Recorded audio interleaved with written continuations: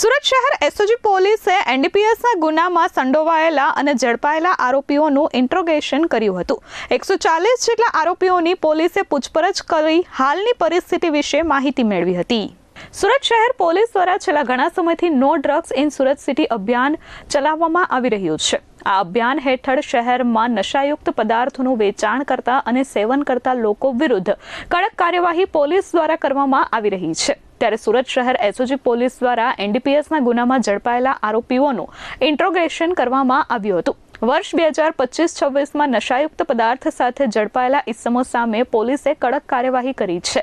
SOG police દ્વારા વર્ષ 2025 અને 26માં કુલ 327 નાર્કોટિક્સના ગુના નોંધ્યા હતા, જેમાંથી 14 કરોડનો મુદ્દામાલ પોલીસે કબજે કર્યો હતો અને 450 આરોપીઓને જેલ ભેગા કર્યા હતા. એસઓજી પોલીસે 140થી વધુ નાર્કોટિક્સમાં પકડાયેલા આરોપીઓને બોલાવી પૂછપરછ કરી હતી અને હાલ તેઓ શું કરી રહ્યા છે અને આગામી દિવસોમાં ગુનાહિત પ્રવૃત્તિઓમાં ન જોડાવા માટે ચેતવણી આપી હતી. કેટલા કેસ થયા છે? 2 કેસ. શું ગાંજો વેચે છે? ભાઈ આને તો જેલમાં જ રાખવાનો, કેમ જામીન ઉપર છોડે? नहीं करूँगा सामने देखो मेरे सामने કેટલો સમય રહે જેલમાં? કેટલો શું છે? પંપ છે? हाँ તો ભાઈ બીમાર રહે તો હું આખો દી આ ધંધા કરે છે. ચલો જતો.